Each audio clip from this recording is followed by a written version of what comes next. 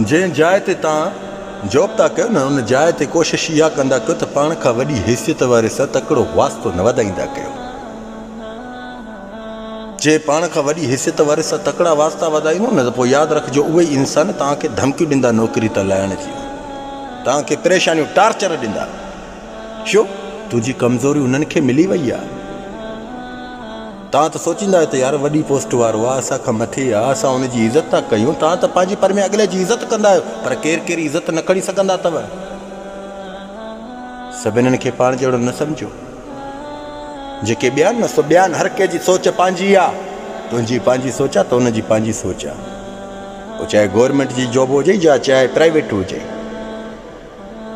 मुंहिंजे चवण जो मक़सदु छा आहे? तुंहिंजी इज़त लखनि ऐं करोड़नि जी आहे।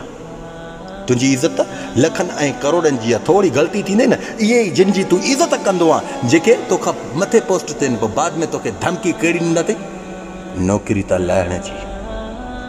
यादि रखो, तूं ड्यूटी करण आयो आहे। तुंहिंजो कमु न आहे त पाण खां वॾी हैसियत वारनि सां वास्ता वधाए ऐं उन्हनि जी हेठियां ई करे। मुंहिंजा सोना, पंहिंजो पाण खे मथे कर, अॻिलनि खे हेठि कर। तूं ई घणो कुझु आहे। जेको इंसान पाण खे सम्झे त मां आहियां, उहो इंसान हमेशह कामयाबु थींदो आहे। बाक़ी जेकॾहिं पाण खे घटि करे अॻिलनि खे मथे सम्झी, पोइ हिन जो मतिलबु छा आहे त तूं घणो घणो थो करे। यादि रखो, घणे घणे करण वारा ॻोल्हिया बि न लभा अथव। ख़ुदा जो कसम, उहे ड्यूटियुनि तां लही वेठा अथव। उन्हनि खे बि नौकिरियुनि तां ईअं ई जवाब मिलिया, जेके तकिड़ा वास्ता वधाए वेही रहिया। तकड़ में वरी पाण खे ॾेखार में पोइ हाणे त मुंहिंजो वास्तो वधंदो, वास्तो वधंदो, वास्तो वधंदो। फिलहाल ऑफिसर, इहे ऑफिसर जेके अचनि था न, इहे कॾहिं कंहिंजा न थींदा। छो?